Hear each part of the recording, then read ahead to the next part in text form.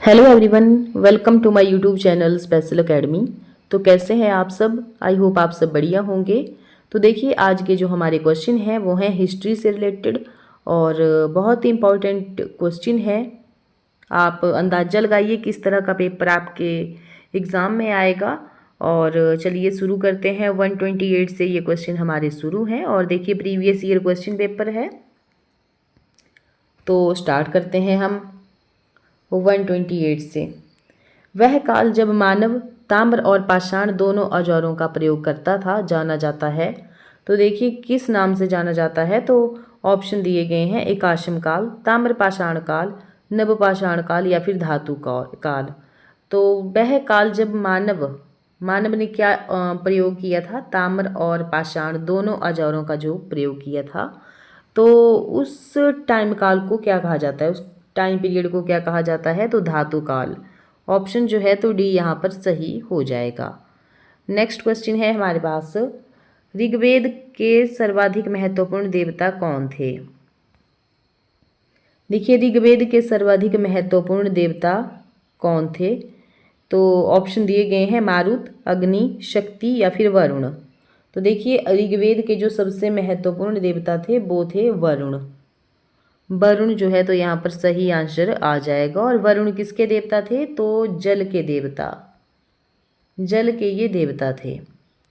Next question है हमारे पास, चीन में बौद्ध धर्म के प्रारंभ का श्रेय पारंपरिक रूप से किसे दिया जाता है?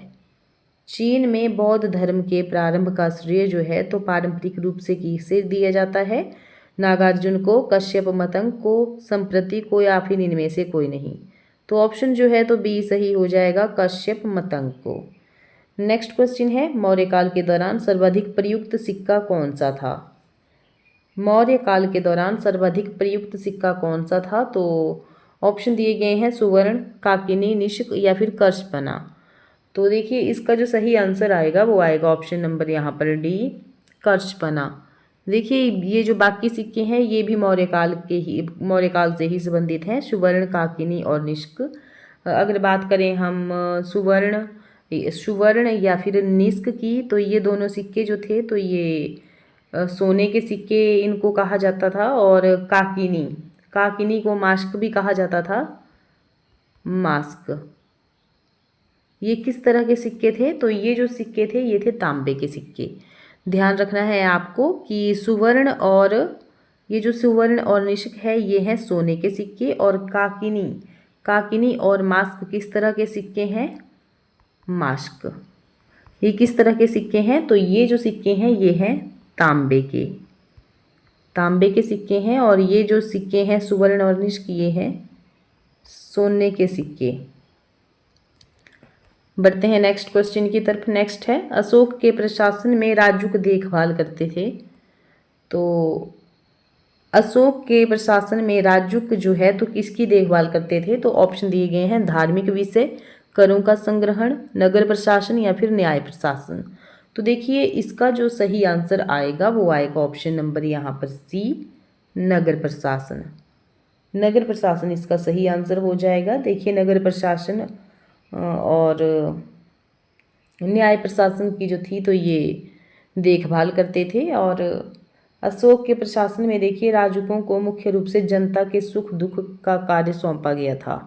किस तरह का कार्य सौंपा गया था? तो जनता के सुख दुख का कार्य इनको सौंपा गया था, राजुकों को।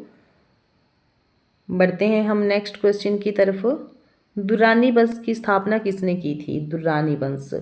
ऑप्शन दिए गए हैं यहाँ पर मुर्शीद कुली खां, हुसैन अली खां, अहमद शाह अब्दाली या फिर चिनकिलिज खां। तो दुर्रानी वंश की जो स्थापना है वो किसने की थी? तो ऑप्शन जो है तो यहाँ पर सी सही हो जाएगा, अहमद शाह अब्दाली यहाँ पर सही आंसर हो जाएगा। और कब की थी? तो 1747 में, 1747 में जो है तो दुर्रानी वंश की स्थापना की थी अहमद शाह ने। पहले इनका नाम जो था तो सिर्फ अहमद शाह ही था। बाद में इन्होंने क्या रखा था अपना नाम? दुर्रानी। तो दुर्रानी के नाम पर ही दुर्रानी वंश की स्थापना की गई थी।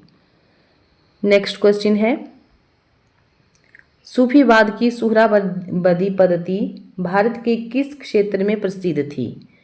कौन से क्षेत्र में प्रसिद्ध थी? तो ऑप्शन दिए गए हैं दिल्ली और बिहार, अजमेर के आसपास, दिल्ली और दोआब क्षेत्र, पंजाब और सिंध। तो देखिए सूफीवाद की जो सुहरावर्दी पद्धति है वो भारत में कहाँ पर थी, तो पंजाब और सिंध के क्षेत्र में। ऑप्शन जो है तो डी यहाँ पर सही हो जाएगा। और बात करें अगर कब इसकी शुरुआत हुई थी, तो 11वीं और 12वीं सदी में जो है तो इसकी शुरुआत हुई थी। बात करें अगर भारत में सूफीवाद की सुहरावर्दी पद्धति जो है तो किसके द्वारा इसको स्थापित किया गया था, तो शेख बहाउद्दीन जकारिया के द्वारा। किसके द्वारा? शेख बहाउद्दीन जकारिया के द्वारा जो है तो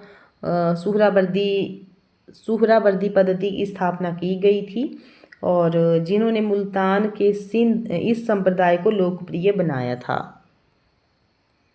नेक्स्ट है, विजयनगर की वित्तीय प्रणाली का विशिष्ट लक्षण क्या था? देखिए विजयनगर की वित्तीय प्रणाली का विशिष्ट लक्षण क्या था, तो ऑप्शन दिए गए हैं अतिरिक्त राजस्व, भूमिकर, बंदरगाहों से राजस्व या फिर मुद्रा प्रणाली। तो वित्तीय प्रणाली का मुख्य लक्षण था बंदरगाहों से राजस्व। आप मुझे कमेंट करके बताइए कि विजयनगर की स्थापना किसने की थी। नेक्स्ट क्वेश्चन है, कौन सा मुगल शासक पढ़ने और लिखने की कला से अनभिज्ञ था? कौन सा मुगल शासक जो है तो पढ़ने और लिखने की कला से अनभिज्ञ था? तो ऑप्शन देखिए दिए गए हैं यहाँ पर, हुमायूं, बाबर, जहांगीर या फिर अकबर। तो ऑप्शन जो है तो यहाँ पर डी सही हो जाएगा, अकबर। देखिए अकबर के शासनकाल में जो है तो पानीपत की दूसरी लड़ाई हुई थी। तो दूसरी लड़ाई जो है तो किस किस के बीच में हुई थी, आप कमेंट करके ज़रूर बताइएगा। एक तो अकबर थे और दूसरे कौन थे और कब हुई थी, ये भी आपको कमेंट करके बताना है। नेक्स्ट क्वेश्चन है, मराठा प्रमुख संभाजी को किसके शासनकाल के दौरान फांसी दी गई? तो मराठा प्रमुख संभाजी को किसके शासनकाल के दौरान फांसी दी गई थी? तो ऑप्शन दिए गए हैं जहांगीर, शाहजहां, औरंगजेब या फिर महाबत खान। तो ऑप्शन जो है तो यहाँ पर सी सही हो जाएगा, औरंगजेब। और औरंगजेब किसके पुत्र थे? औरंगजेब किसके पुत्र थे? और देखिए आपको कमेंट करके बताना है किसके ये पुत्र थे, और जो मुगल काल है, मुगल काल, उसकी स्थापना किसके द्वारा की गई थी। नेक्स्ट क्वेश्चन है, गांधार शैली की मूर्तियों पर इनका प्रभाव प्रतिबिंबित होता है? गांधार शैली की मूर्तियों पर इनका प्रभाव प्रतिबिंबित होता है। तो ऑप्शन दिए गए हैं यूनानी, चीनी, इतालवी या फिर फारसी।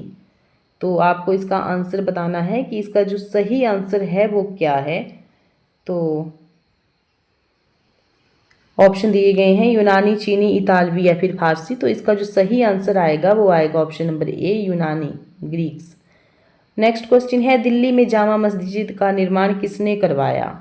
दिल्ली में जामा मस्जिद का जो निर्माण है वो किसके द्वारा करवाया गया था? तो ऑप्शन दिए गए हैं औरंगजेब, शाहजहां, जहांगीर या फिर अकबर। तो देखिए 139 का जो यहाँ पर राइट आंसर आएगा वो आएगा option number B, Shahjahan. Shahjahan इसका सही आंसर आ जाएगा। और स्टूडेंट्स आपको हमारी ये वीडियो कैसी लगती है कमेंट करके ज़रूर बताएं, और वीडियो को लाइक ज़रूर करें। पहली बार हमारे चैनल पर विजिट कर रहे हैं तो चैनल को सब्सक्राइब जरूर करें। नेक्स्ट क्वेश्चन है हमारे पास 140 है, अलाउद्दीन खिलजी के दरबार में प्रसिद्ध कवि कौन था? तो देखिए ऑप्शन दिए गए हैं बरौनी, बद्रेचाच, सदी या फिर अमीर खुसरो। तो इसका जो यहाँ पर 140 का जो यहाँ पर राइट आंसर आएगा वो आएगा ऑप्शन नंबर यहाँ पर डी, अमीर खुसरो। अमीर खुसरो इसका सही आंसर आ जाएगा। तो आज हम करेंगे 140 क्वेश्चन ही डिस्कस, और बाकी जो क्वेश्चन है वो कल की वीडियो में डिस्कस करेंगे। तो मिलते हैं नेक्स्ट वीडियो में। Thank you. और वीडियो आपको कैसी लगी कमेंट करके ज़रूर बताएं। मिलते हैं नेक्स्ट वीडियो में।